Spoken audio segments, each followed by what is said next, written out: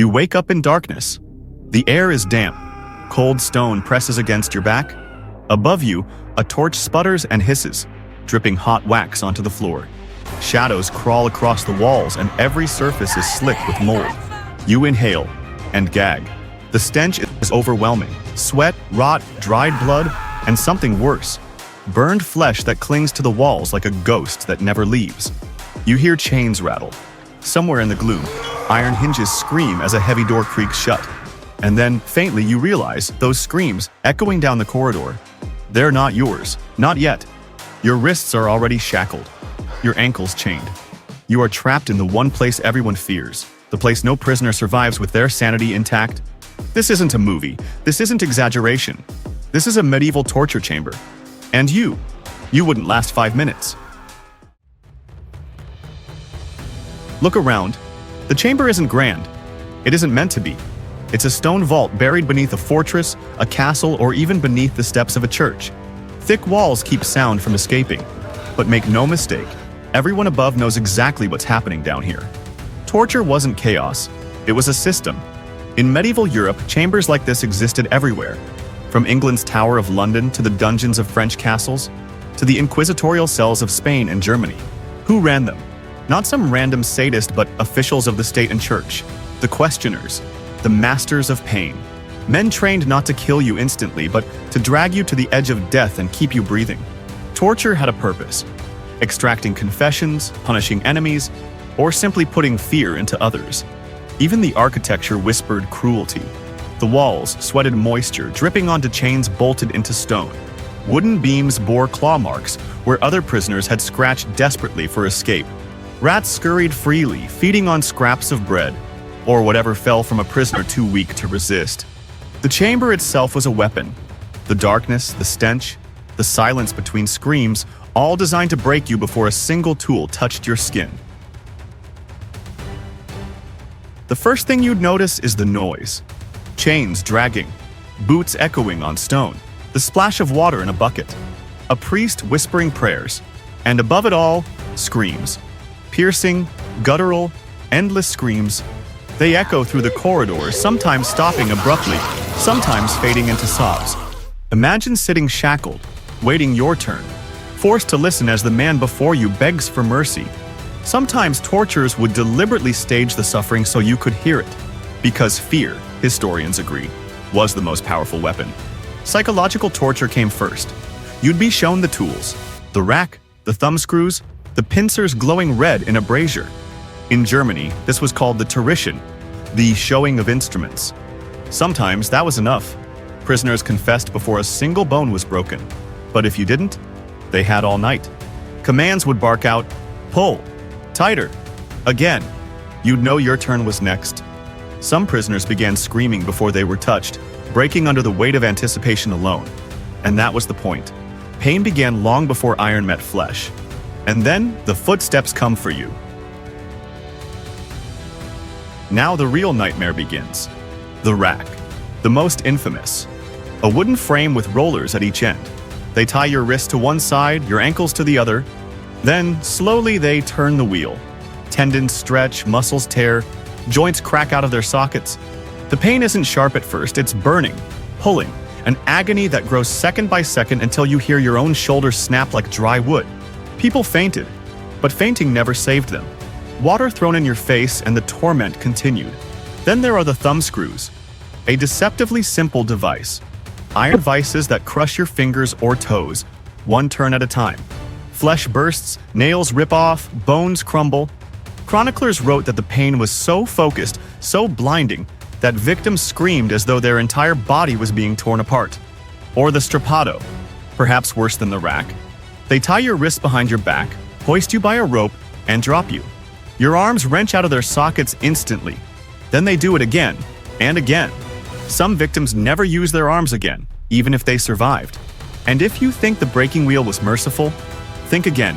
They tied you to a giant wagon wheel, then smashed your limbs with an iron bar, deliberately avoiding vital organs. So you stayed alive, broken, bent around the spokes. Sometimes they left victims displayed in public, bones poking through skin, to die over days. Other tools filled the chamber. The pear of anguish, an expanding iron gag rammed into the mouth, iron boots that crushed legs, and the brazen bull, where victims roasted inside a bronze statue while pipes turned their screams into the bellow of an animal. Each tool was a masterpiece of suffering, and every second you'd beg for death. Medieval torturers were not doctors, but they understood the body frighteningly well. The goal wasn't to kill, it was to prolong. They learned which veins could be cut without bleeding you out. They knew how to suffocate you until you blacked out, then revive you again. They experimented with burning flesh just enough to sear nerves, but not enough to end life. One infamous device, the iron chair, heated with coals beneath, roasted victims alive, but slowly, hour after hour.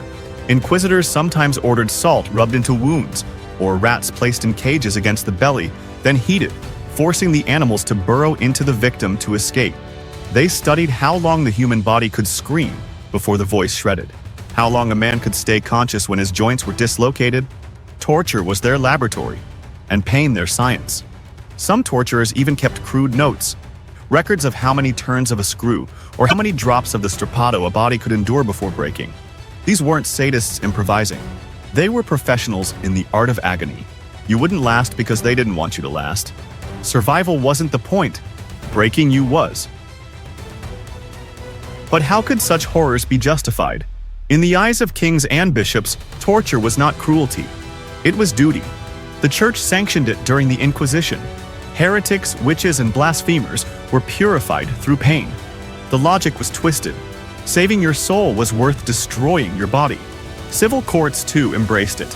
In 13th and 14th century France and Germany, confessions obtained under torture were legally binding. Judges believed truth revealed itself under suffering. After all, who could endure such torment without admitting guilt?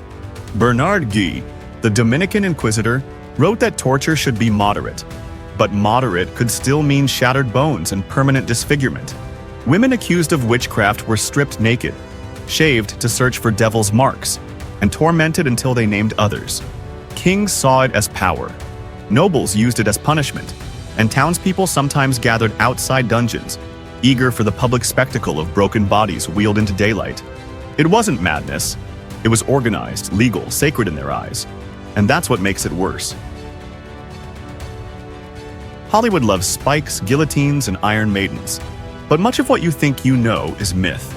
The Iron Maiden, for example, was a 19th century invention, displayed in museums but never used in the Middle Ages. Real torture wasn't about quick deaths with fancy contraptions. It was about slow, grinding humiliation. Victims weren't always killed immediately. Many were returned to their cells, crippled but alive, to face another session the next day. Some survived weeks, even months of repeated torment before execution. Others were paraded half-dead as living warnings. Execution wasn't the end goal. The process itself was the punishment. The reality is more terrifying than the myths, because the true horror wasn't exotic machines. It was the ordinary cruelty of rope, iron, and fire used with precision and patience. So, would you survive? Picture yourself strapped to the rack, listening to the creak of wood as your body tears apart. Or hanging from the strappado, your shoulders wrenched from their sockets. Could you hold your silence? Could you keep your secrets? Could you endure even 5 minutes? History says no. Even the strongest knights, the most devout monks, the proudest rebels, all broke. Some begged to confess crimes they never committed. Others screamed prayers, curses, anything to make it stop. And when it finally did stop, the trauma followed them forever. Survival wasn't about strength. It was about luck. If the torturer grew bored, if the court lost interest, if death finally came as mercy. And you, sitting here in the chamber, with the iron glowing in the brazier and the ropes tightening around your wrists, your 5 minutes are already up. Because in here, time doesn't move normally. 5 minutes feels like 5 hours. 5 hours feels like 5 lifetimes. And a lifetime in this place is worse than death itself. 5 minutes in a medieval torture chamber was enough to break the strongest soul, to erase identities, to turn defiance into desperate screams. And if you think you do better, remember the screams you heard at the start? The ones that weren't yours? Now they are. If you want to uncover more brutal truths of history, more horrors hidden in the past, subscribe and step carefully, because next time, it might not be the dungeon you wake up in.